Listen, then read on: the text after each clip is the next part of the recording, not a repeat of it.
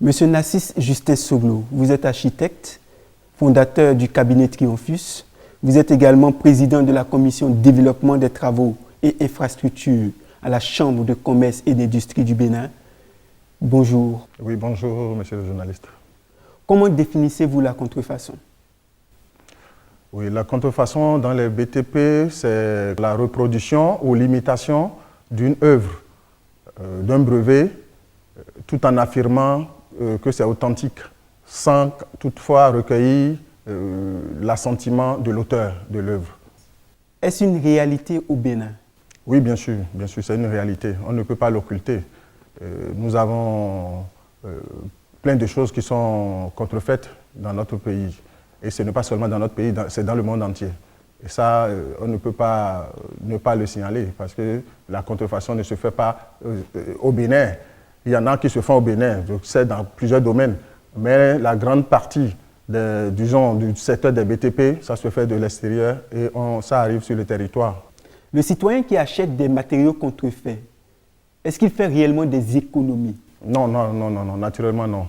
Je ne pense pas, parce que quand vous achetez des matériaux contrefaits, je crois que vous n'avez pas la garantie de durabilité, parce que la qualité n'y est pas. Et tant qu'il n'y a pas la qualité, vous ne pouvez pas profiter de ce que vous avez acheté sur une longue durée. Ce qui veut dire qu'en fin de compte, vous n'économisez pas, parce que vous serez amené à racheter encore plusieurs fois, alors que si vous avez la qualité, ça peut vous prendre des décennies. Je peux même donner un exemple rapide. Si vous achetez une lampe au bord de la voie qui coûte 300 francs ou 500 francs, vous allez croire que ça vous fait d'économies, alors que dans une boutique recommandée, ça coûte 2000 francs. Vous allez penser que vous avez économisé. Mais cette lampe-là, vous allez la changer chaque mois ou chaque 3 mois, alors que si vous avez acheté ailleurs dans une boutique recommandée, ça peut faire des années. Donc, au finish, vous n'économisez pas. Dans le bâtiment, quels sont les principaux équipements à risque? Oui, dans les BTP, il y a beaucoup d'équipements à risque.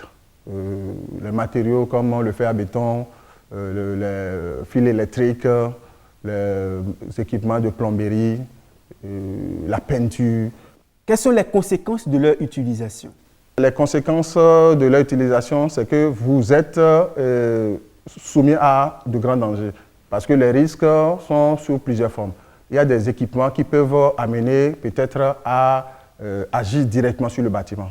Si on prend le fer à béton, si vous n'achetez pas des fers de section normalisés, par exemple, si l'ingénieur qui calcule la structure dimensionne les fers de 12 et vous allez acheter fer de 12 alors que c'est des fers qui ne sont pas de qualité, qui peut-être auront une section de 10, vous voyez les charges que les poteaux devraient porter, ça ne va plus être juste. Ça peut amener à ce que le bâtiment va s'écraser un jour. Ce que nous voyons un peu souvent chez nous. Donc, déjà à ce niveau, vous voyez, il y a le fer à béton, il y a l'électricité, les fils électriques.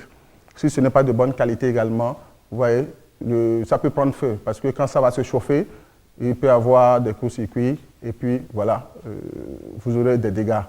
Au niveau de la plomberie également, si les équipements, les tuyauteries que vous avez mis dans le mur encastré, si ce n'est pas de qualité, ça peut se casser, l'eau peut s'infiltrer partout dans votre dalle, ça va vous amener à faire des casses, à reprendre certaines choses, ce qui va vous coûter un peu plus cher. Si vous ne vous entourez pas de professionnels aguerris, architectes, ingénieurs de divers ordres, c'est-à-dire ingénieurs en structure, en électricité, en plomberie, ainsi de suite, pour qu'ils vous conseillent de prendre la qualité qu'il faut, en vous aidant à détecter vraiment la qualité à travers des fiches techniques qui accompagnent réellement ces matériaux quand c'est fourni par des vendeurs qualifiés. Donc, je pense que, enfin, vous n'allez pas n'importe comment vous en sortir sans l'accompagnement de professionnels. Donc, les risques, c'est que vous pouvez perdre votre bâtiment parce que ça peut s'affaisser, ça peut s'écrouler. Vous pouvez voir votre bâtiment brûler et vous pouvez avoir l'inondation chez vous sans qu'il y ait la pluie. Et il y a plusieurs autres aspects également. La peinture, par exemple, vous pouvez vous intoxiquer si vous prenez une peinture qui n'est pas de qualité.